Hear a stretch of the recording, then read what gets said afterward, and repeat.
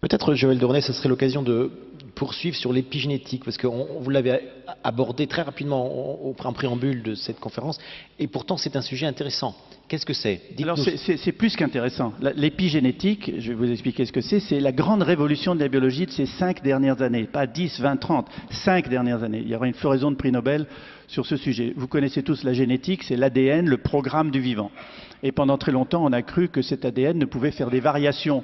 C'est vrai d'ailleurs, c'est une réalité, par des mutations qui mettent très longtemps à se traduire par des espèces qui vont s'adapter et donc sélectionnées par la sélection darwinienne.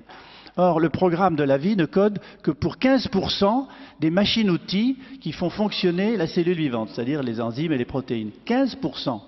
Donc on s'est dit, mais qu'est-ce que c'est que le reste, les 85%? Et comme on ne savait pas, on a appelé ça junk DNA, ADN poubelle.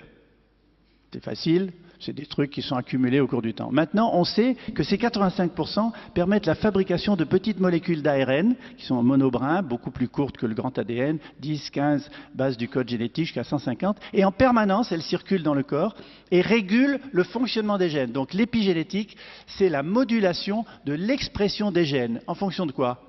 En fonction du comportement. Votre comportement quotidien. Ce que vous mangez, si vous faites de l'exercice ou pas, si vous avez managé ou non votre stress, si vous avez du plaisir dans ce que vous faites, et si vous avez un réseau social et familial qui marche bien, ces 5 éléments, combinés entre eux, vont conduire à la production dans votre corps de petites molécules qui vont s'accrocher à des enzymes, lesquelles vont rentrer ou être reconnues dans le noyau. Dans le noyau où il y a l'ADN. Cet ADN est protégé par une gaine, comme un fil électrique est protégé par du plastique. Cette gaine s'appelle des histones, sont des protéines. Or, l'ouverture de ces histones permet de polymériser l'ADN en ARN messager, qui va permettre de fabriquer les protéines et les enzymes, ou non. C'est comme un livre de cuisine. Vous avez un livre de cuisine où les pages de chapitres sont collées. Si le chapitre du soufflé au fromage est collé, vous ne pouvez pas faire de soufflé au fromage. Par contre, si le chapitre du poulet casserole est décollé, vous faites du poulet casserole. Mais si on recolle le chapitre du poulet casserole et qu'on ouvre le soufflé au fromage, vous ferez du soufflé au fromage. L'ADN, c'est comme ça. Il y a des gènes qui s'expriment, des gènes qui sont silencieux, des gènes qui sont inhibés. Et ça dépend de notre comportement. Donc, je finis là-dessus. Réalisez ce que ça représente pour la médecine préventive. Réalisez ce que ça représente pour vous. Vous pouvez être en partie responsable de votre santé. Oui, vous pouvez faire quelque chose pour vous.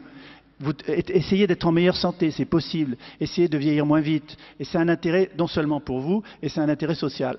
Et je termine sur un exemple précis de l'épigénétique, ce sont les abeilles. Toutes les larves d'abeilles naissent avec le même patrimoine génétique, exactement le même. Mais si vous donnez de la gelée royale à manger à certaines larves et pas à d'autres, elles deviennent des reines. Vous avez la différence entre une larve d'abeille et une reine, ou une abeille ouvrière et une reine. Elle est plus grosse, elle pond des œufs et elle vit plus longtemps. Donc rien que l'alimentation de la gelée royale a méthylé ou acétylé, je ne veux pas rentrer dans les détails chimiques, ces fameuses histones pour permettre aux gènes de s'exprimer ou non. C'est une grande révolution et ça va définir la médecine préventive de demain par rapport à la médecine thérapeutique et au poids de Big Pharma et des médicaments dont on n'est jamais trop sûr que leur interdépendance va causer plus de maladies que celles qu'ils essayent de guérir.